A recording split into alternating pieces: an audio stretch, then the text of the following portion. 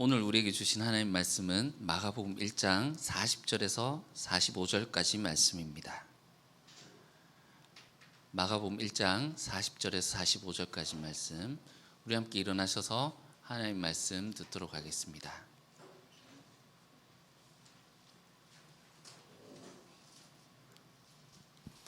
제가 하나님 말씀 봉독하겠습니다. 하나님 말씀에 귀를 기울이십시오. 한 나병 환자가 예수께 와서 꿇어 엎드려 간구하여 이르되 원하시면 저를 깨끗하게 하실 수 있나이다. 예수께서 불쌍히 여기사 손을 내밀어 그에게 대시며 이르시되 내가 원하노니 깨끗함을 받으라 하시니 곧 나병이 그 사람에게서 떠나가고 깨끗하여진지라. 곧 보내시며 엄히 경고하사 이르시되 삼가 아무에게 아무 말도 하지 말고 가서 내 몸을 제사장에게 보이고 내가 깨끗하게 되었으니 모세가 명한 것을 드려 그들에게 입증하라 하셨더라. 그러나 그 사람이 나가서 이 일을 많이 전파하여 널리 퍼지게 하니 그러므로 예수께서 다시는 드러나게 동네에 들어가지 못하시고 오직 바깥 한적한 곳에 계셨으나 사방에서 사람들이 그에게로 나오더라. 아멘. 이것은 하나님의 말씀입니다. 하나님께서 오늘 이 말씀을 통해서 우리에게 은혜 베풀어 주시기를 원합니다. 드디어 이제 1장이 끝이 납니다. 저희가 시작할 때 1년을 예상한다고 말씀드렸었는데 1년 안에 다 볼 수 있을지 모르겠습니다. 그래도 우리가 그 기간의 의미를 두지 말고 좀 우리가 이 마가복음의 메시지를 만나는 것에 의미를 두고 차근차근 보면서 서두르지 않고 나갈 수 있으면 좋겠습니다. 우리가 지금까지 1장을 거의 다 보셨는데 1장을 이렇게 되돌아보았을 때 가장 중요한 키워드를 뽑아보라고 하면 하나님 나라라고 할 수 있겠습니다. 하나님이 그 백성을 찾아오셔서 구원의 길을 가시는데 하나님께서 그 자기 백성을 사로잡고 있던 사탄의 세력을 무찌르시고 백성을 구원하러 오신다라고 하는 그 복음의 내용이지요. 그리고 이 중요한 키워드를 한 가지만 더 뽑는다고 한다면 권위라고 할 수 있겠습니다. 이 세례 요한도 이스라엘 사람도 그리고 이 마가복음을 읽는 우리도 하나님이 오신다 하는 그 선포 다음에 하나님이 오실 것을 기대했는데 예수라는 인물이 등장하더라는 거죠. 이 예수라는 사람 안에서 하나님의 권위가 나타나고 종말론적인 그런 성취가 이루어지더라는 겁니다. 우리가 그 1장 안에서 마가가 초점을 맞추고 있는 것이 예수님에게 이런 기적적인 능력을 행하는 그 능력이 있는 것이 아니라 예수님에게서 드러난 하나님의 권위에 그 초점이 있습니다. 태초에 하나님이 빛이 있으라 하시니 빛이 있었던 것처럼 예수님이 제자들을 향해서 나를 따르라 하시니 제자들이 다 버리고 따랐고, 귀신을 향해서 입 닥치고 나가라 하시니 그 귀신이 즉시 떠나가고, 죽어가는 자를 손을 잡아 일으키시니 그 병상에서 죽어가던 자가 즉시 일어나게 되는 그 하나님의 권능이 예수님에게서 나타나더라는 겁니다. 우리는 신앙을 가지고 있으니 우리 예수님이 당연히 하나님의 아들로서 이런 일을 하셨지 생각할 수 있겠습니다. 그렇지만 우리 이 신앙을 걷어내고 본다면 우리가 이것을 받아들이기가 쉽지만은 않은 일입니다. 하나님의 오심을 기다리고 있는 이스라엘 사람들에게 어떤 사람이 나타나더니 나를 따르라 이렇게 말을 합니다. 하나님을 따르라, 하나님을 믿으라 하는 것이 아니라 나를 따르라니요. 그리고 오늘 이 본문에서도 나병 환자가 원하시면 저를 깨끗하게 하실 수 있습니다 이렇게 말을 했지 않습니까? 여기 하실 수 있다라는 말은 하나님의 능력을 나타낼 때 사용되는 말입니다. 그 9장이나 10장에 보시면 9장에도 할 수 있거든이 무슨 말이냐 예수님 하실 때 그 할 수 있거든. 그리고 10장에서 부자가 천국에 들어가는 것이 하나님 나라에 들어가는 것이 낙타가 바늘기에 들어가는 것보다 어렵다는 게 제자들이 누가 그럼 들어갈 수 있겠습니까? 할 때 예수님이 사람을 할 수 없으되 하나님은 하실 수 있느니라 할 때 나오는 것처럼 하실 수 있다라는 것은 하나님께서 그것을 행하신다라는 그런 의미거든요. 오늘 본문의 나병 환자가 원하시면 저를 깨끗하게 하실 수 있습니다 했더니 예수님이 내가 원하노니 이렇게 말씀하신단 말이죠. 그리고 2장에 가보면 중풍병자를 고치시고 그에게 죄사함까지도 선포하십니다. 도대체 이가 누구이기에 이런 선포를 할 수 있단 말인가? 우리는 자연스레 예루살렘 성전과 예수님과의 갈등이 일어날 것을 감지하게 됩니다.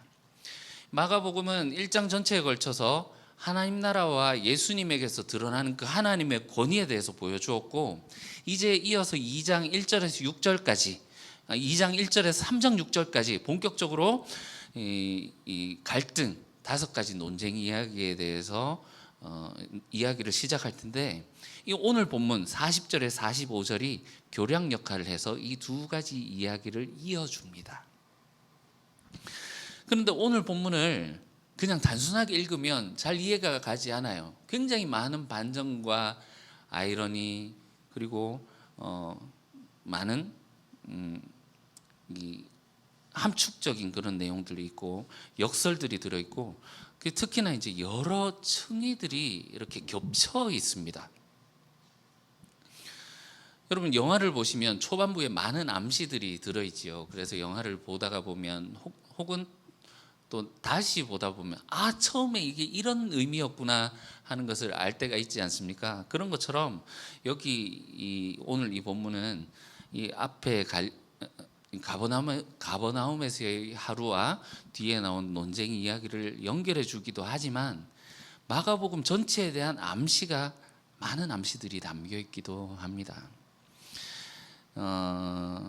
여러분, 그 기생충 영화를 보시면 앞에 그 송강호가 그 집에 그 반지하에 살고 있는 가족이 나오는데, 이 아빠 송강호가 꼽등이에 나오는 거를 이렇게 손가락으로 탁 튕기는 장면이 있잖아요. 이게 뒤로 넘어가 보면 이 김성균의 집에, 부자 집에서 이 가족들이 정말 기생충처럼, 정말 그 꼽등이처럼 살고 있는 그런 모습을 보면서 앞에 이것을 암시하는 거였구나 알게 되지 않습니까? 그런 것처럼 오늘 이 본문에 마가복음에 대한 많은 암시가 담겨 있다란 말입니다. 본문을 한번 살펴보겠습니다. 한 나병 환자가 예수님을 찾아왔습니다. 그가 예수님께 깨끗하게 해주시기를 간구합니다.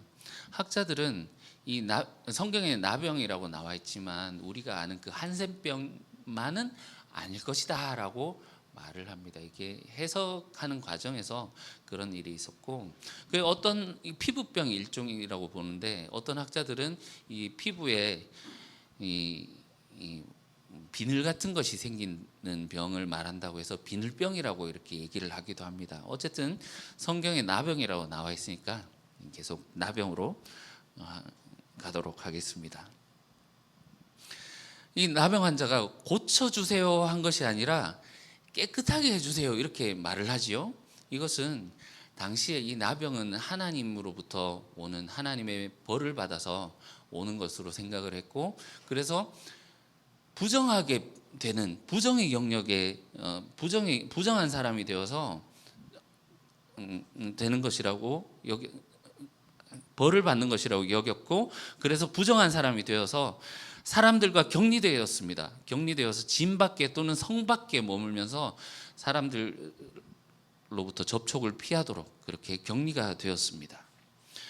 그 부정한 사람들은 마치 그 영화 배너에 나오는 것처럼 거적대기를 뒤집어 쓰고, 인적이 느껴지면 그 손으로 입술을 가리고 부정하다 하면 사람들을 쫓아내는 거죠. 왜냐하면 그 사람들이 지나가다가 스치기만 해도, 닿기만 해도 그 사람들이 부정한 존재로 되어지기 때문에 그렇습니다.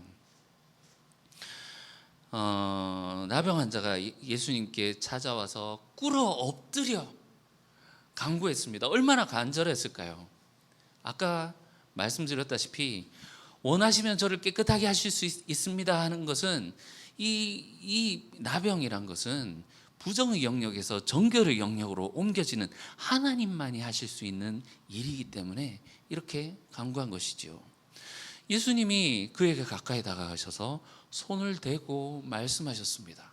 내가 원하노니 깨끗함을 받으라.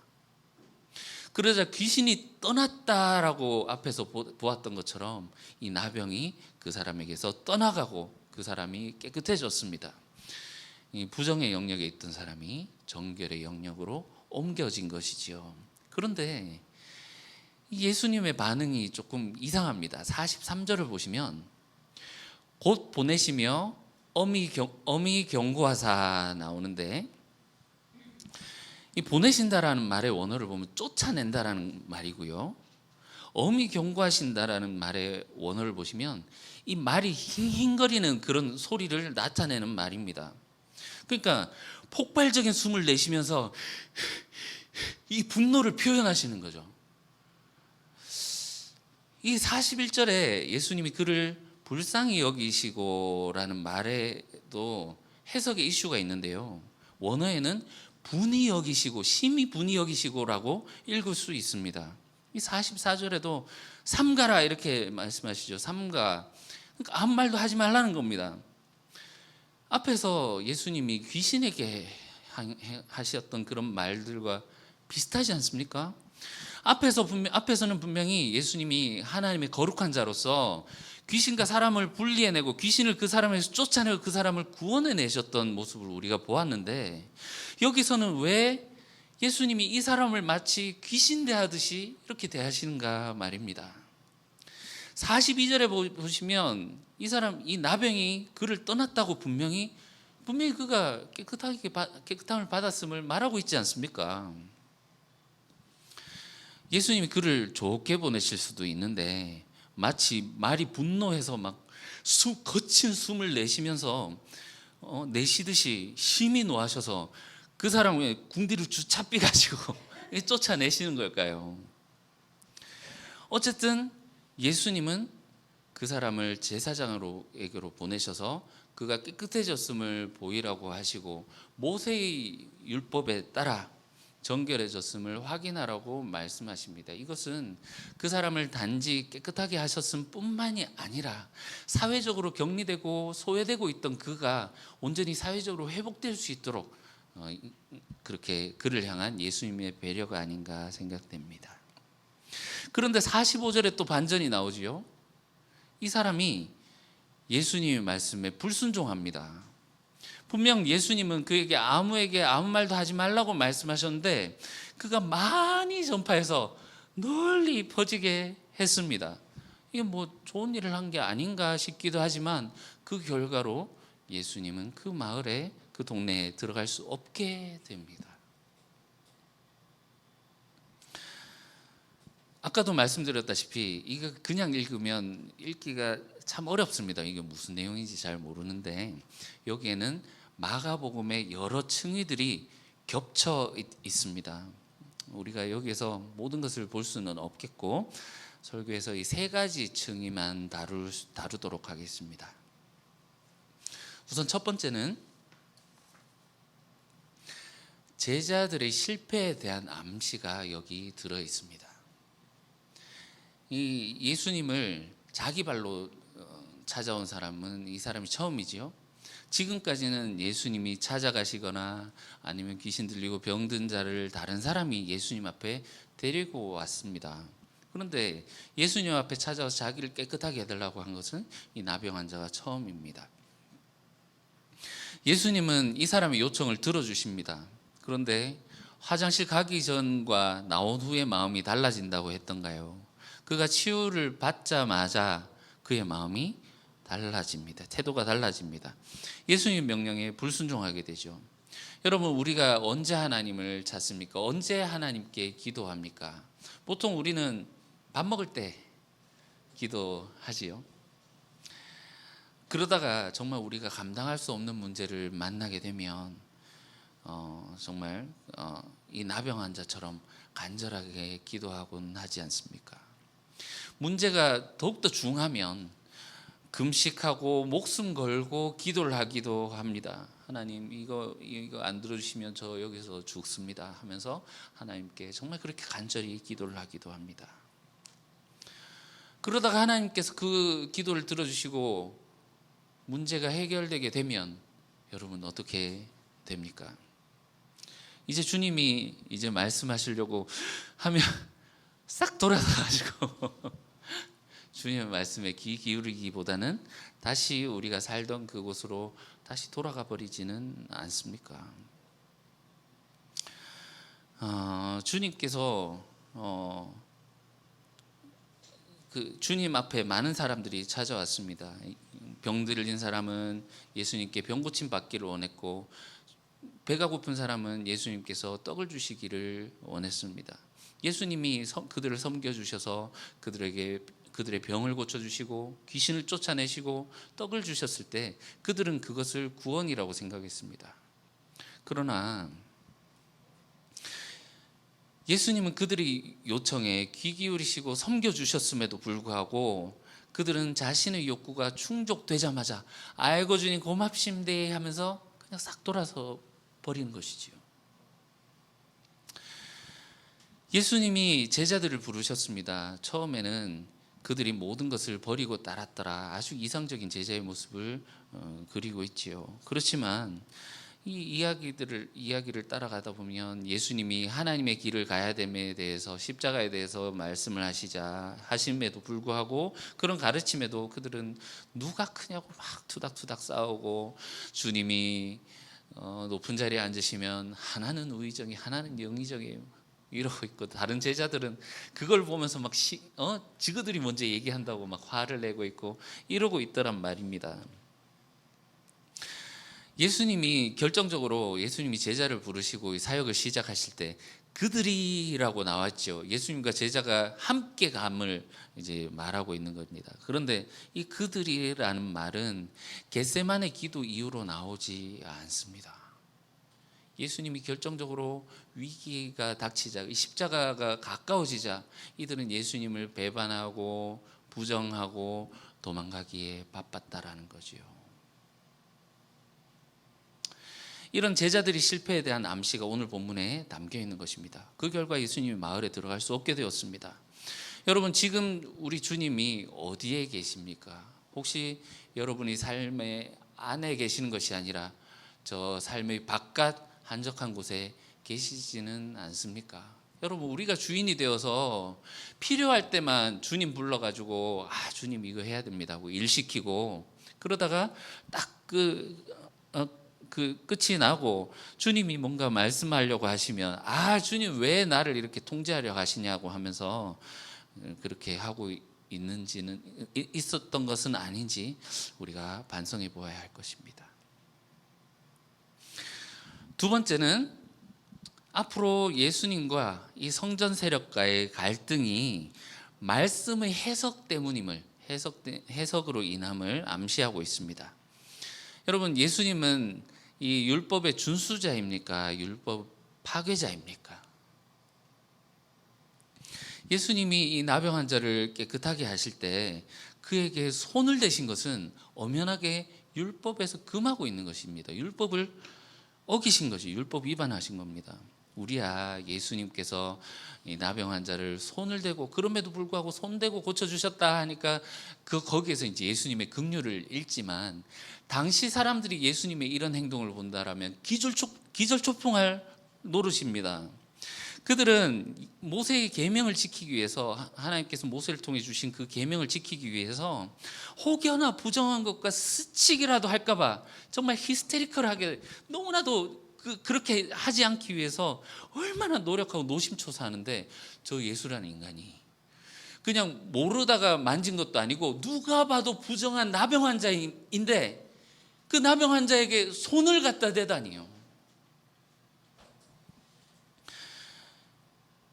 그럼에도 불구하고 예수님은 이 깨끗함을 받은 나병 환자에게 가서 모세의 계명대로 처분하라고 하시지 않습니까? 이런 걸 보면 또 예수님은 이 모세의 율법을 파괴하시는 분이 아니라 이 율법을 또 존중하는 모습을 우리가 볼 수 있거든요. 여러분, 예수님은 율법 준수자입니까? 율법 파괴자입니까? 나병 환자가 깨끗함을 받게 되는 이 장면은 단순히 예수님이 하나님의 권위로 쉽게 치유하신 것을 보여주려는 것이 아닙니다. 물론 기도회는 이런 것이 나갈 수 없느니라 하셨던 것처럼 이 장면 바로 앞에 기도하신 장면이 있지요.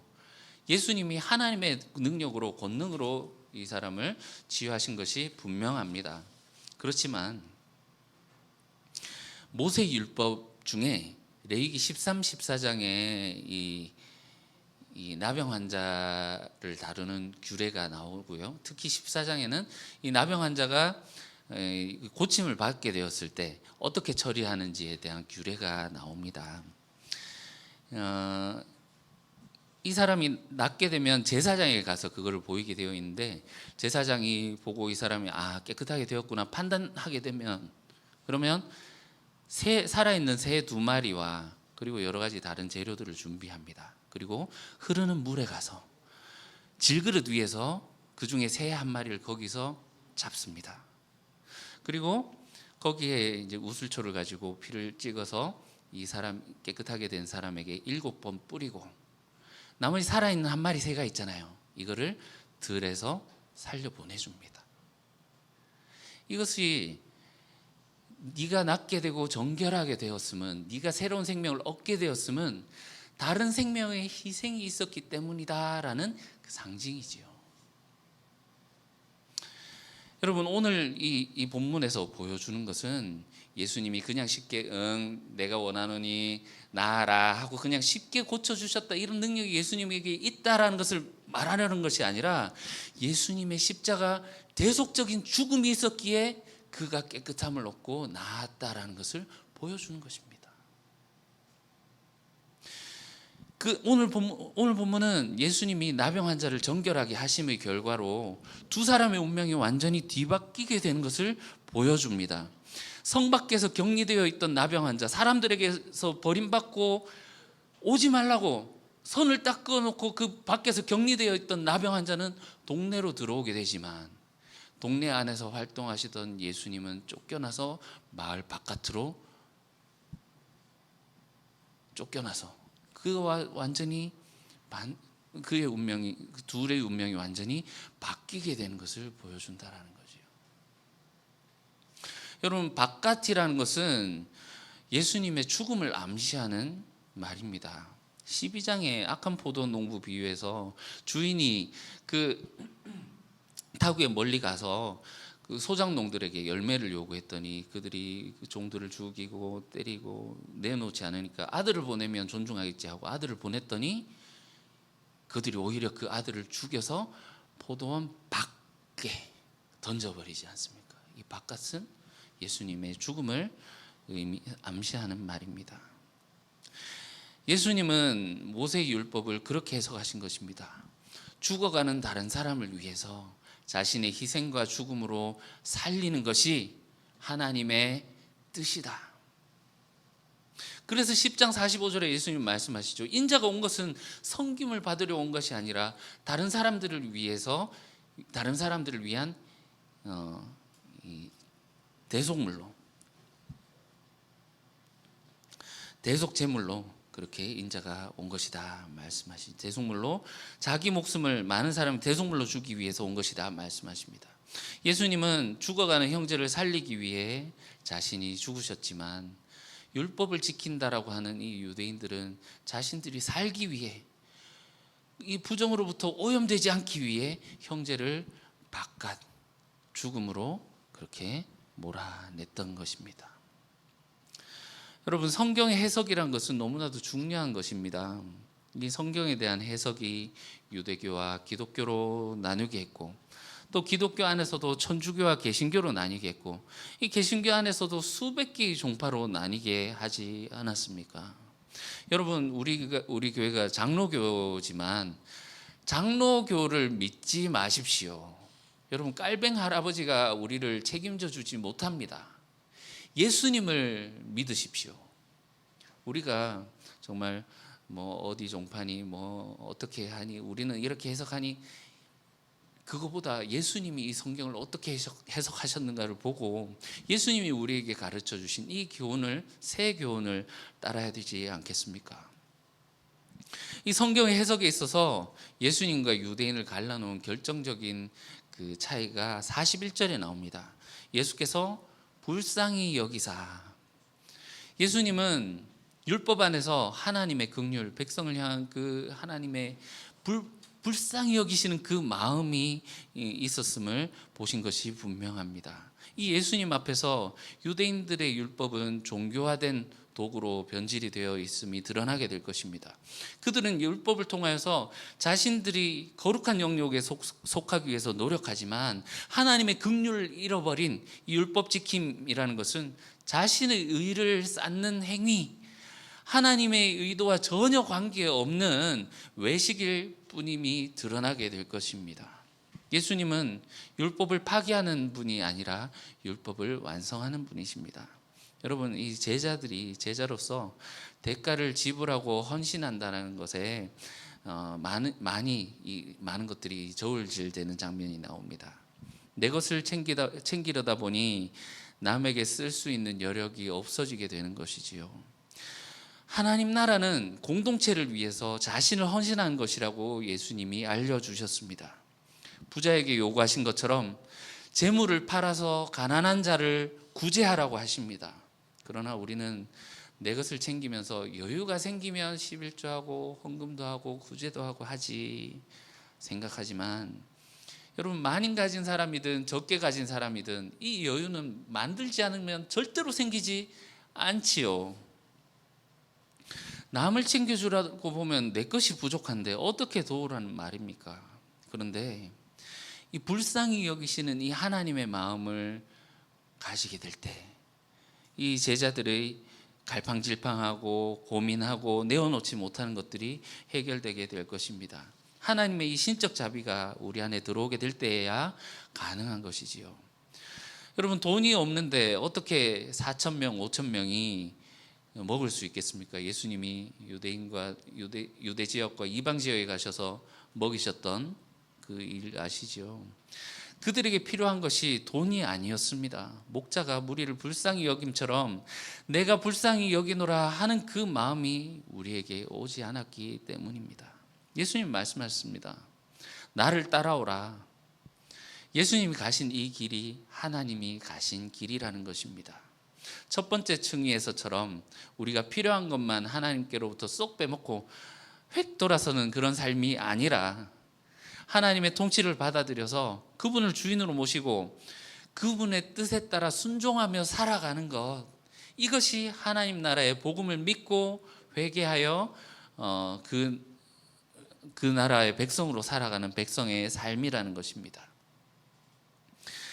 세례 요한이 광야에서 메뚜기와 들꿀을 먹었더라고 이렇게 알려주는 부분이 있지 않습니까? 이것이 의미하는 것은 자기가 경작하고 자기가 준비해서 자기가 딱 세워놓은 그 안전한 그 안에서 자기가 먹고 마셨다라는 것이 아니라 하나님이 주시는 것을 먹었다라는 의미입니다. 자연 속에서 하나님이 주시는 메뚜기와 들꿀을, 그러니까 있으면 먹고 없으면 굶게 되는 이런 상황이죠. 전적으로 하나님께 맡겨놓고 모든 것이 하나님, 나의 생명조차 하나님께 있습니다 하고 맡겨놓은 자만이 할 수 있는 그런 삶을 그 세례 요한의 삶에서 그것을 통해서 보여주고 있는 것이지요.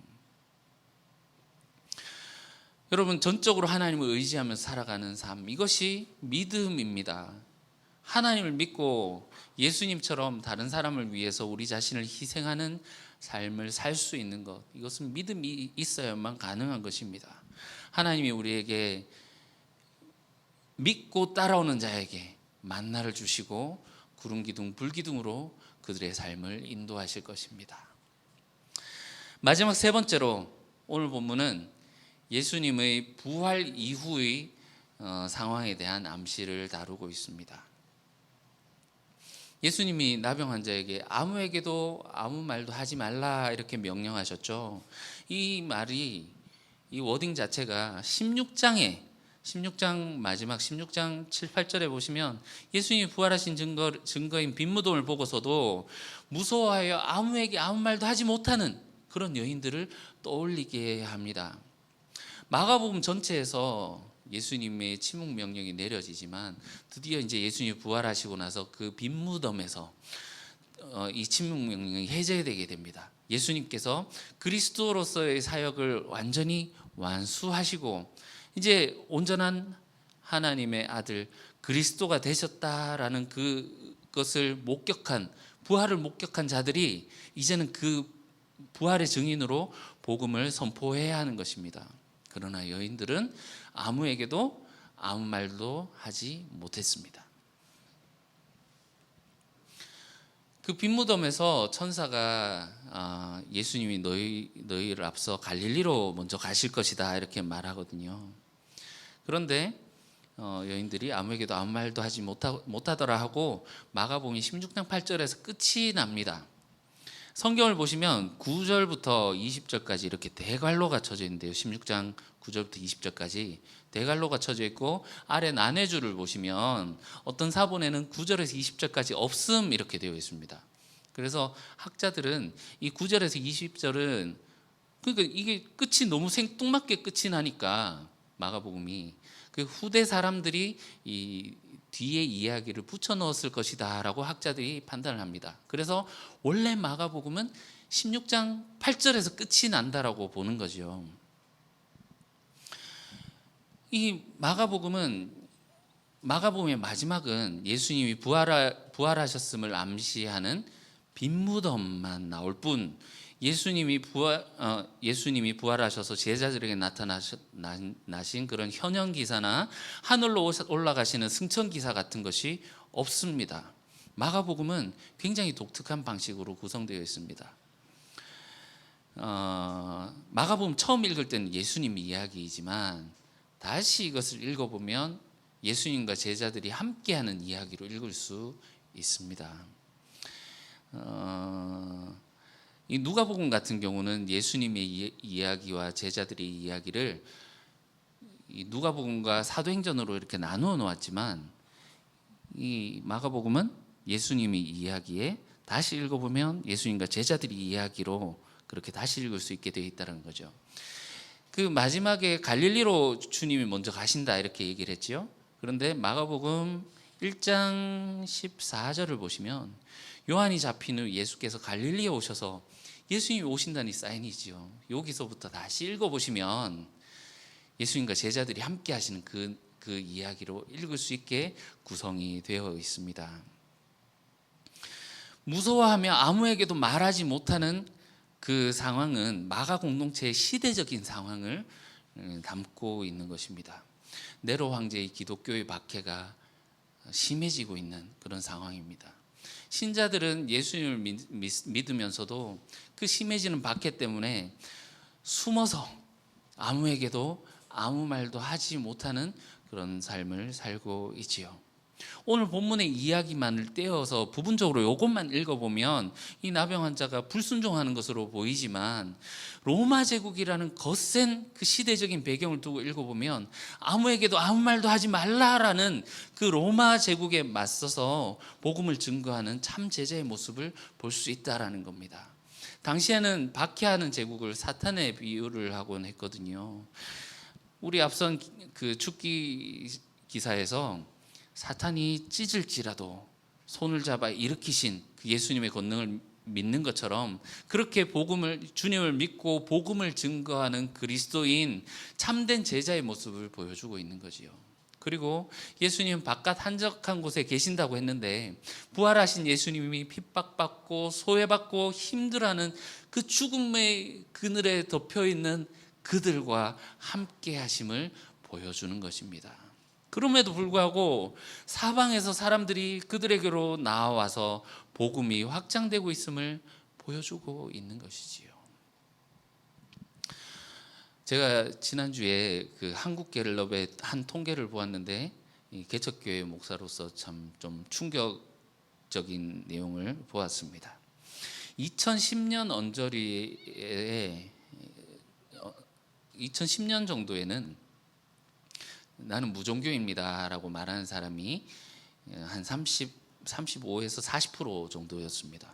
그런데 2014년을 기점으로 그것이 확 높아지더니 지금 2021년에는 60%로 늘었습니다. 그러니까 그 얼마나 많은 사람들이 나는 무종교입니다. 그러니까 탈종교 현상이 우리 한국 사회에 보이는 거죠. 특히 20대는 78%에 이르른다고 하더라고요. 그러니까 5명 중에 1명만 나는 종교가 있습니다라고 얘기를 한다라는 거죠. 이유를 물었더니 뭐 타락해서, 뭐 부패해서, 이런 거 실망해서, 뭐 이런 이유들이 이건 예년이나 지금이나 거의 비슷해요. 그런데 압도적인 1위가 있었는데 관심이 없어서였습니다. 그들에게 이거 왜 이렇게 관심이 없느냐고 물어보았더니 종교가 자신들의 삶이나 사회에 별로 도움이 되지 않는다라고 판단을 하더라는 거죠. 종교가 사회에 영향을 주고 있는가라는 질문에 1989년도에는 70%가 그렇다라고 대답을 했는데요. 여러분 21년도에 몇 프로 나온지 아십니까? 18%. 18%의 사람들만이 종교가 사회에 영향을 주고 있다라고 대답을 하고 있더라는 겁니다. 여러분 이것이 시사하는 바가 무엇입니까? 한마디로 말하자면 기독교가 사회의 영향력을 잃어버린 맛 잃은 소금처럼 되어버린 것이 아닌가라는 겁니다. 외국인들이 한국에 와서 보면 가장 놀라는 것들 중에 하나가 이 밤에 도시마다 촘촘히 세워진 그 십자가들을 보면서 무슨 공동묘지도 아니고 이렇게 십자가 맞느냐 하고 놀란답니다. 교회 숫자를 보고요. 그러나 30년만 지나면 우리 한국 교회는 어떻게 되어질까요?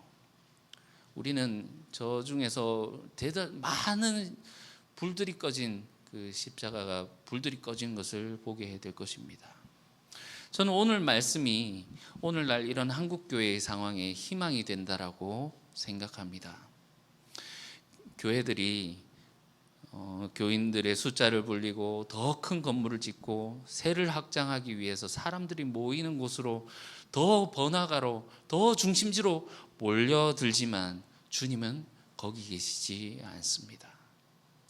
주님은 오히려 바깥 한적한 곳, 사람들이 외면하는 곳, 사람들이 외면해서 가기 싫어하는 곳, 십자가의 길을 향해 가야 된다라고 선포하는 그 광야에 계신다라는 겁니다. 여러분 한국 교회는 거품이 팡 터지면 사라지는 것처럼 그렇게 쇠퇴하고 있지만 엘리야 시대에 바알에게 무릎 꿇지 않은 7천 명을 남기셨듯이 광야에 계시는 주님께로 나오는 자들을 주님께서 예비하실 것입니다. 진정한 복음이 그들을 통해 확장되게 될 것입니다. 주님이 계시는 광야로 나아가는 자들, 그들만이 한국교회의 희망이 될 것입니다. 여러분 그것으로 우리가 함께 가시지 않으시겠습니까? 앞에서 41절에 예수님이 불쌍히 여기시더라는 의미가 심히 노하신다라는 그런 의미로 읽을 수 있다고 말씀드렸습니다. 그러나 이 분노는 나병 환자를 향한 분노가 아니라 나병 환자를 잡고 있는 그 악한 세력에 대한 분노일 것입니다. 나병, 즉 하나님의 백성을 붙들고 있는 이 바다의 세력을 보시면서 말이 콧김을 내뿜듯이 하면서 그에게 분노를 표출하고 있는 것이지요. 어쩌면 주님이 오늘 한국교회를 보시면서 이 한국교회를 사로잡고 있는 세력에 대해서 이렇게 분노하고 계실지 모르겠습니다. 주님이 깨끗함을 입은 이 사람을 분노로 보내시는 이 장면은 마치 성령께서 예수님이 세례를 받자마자 즉시 광야로 몰아내신 것처럼 사탄이 지배하고 있는 저 세상을 보고 분노하시면서 제자들을 세상에 파송하시는 그런 암시가 담겨 있습니다. 주님은 바깥 한적한 곳에서 우리를 만나주시고 또 우리를 세상에 보내십니다. 주님 말씀에 순종함으로 하나님 나라를 이루어가는 저와 여러분들이 되시기를 주님의 이름으로 축원합니다. 기도하겠습니다.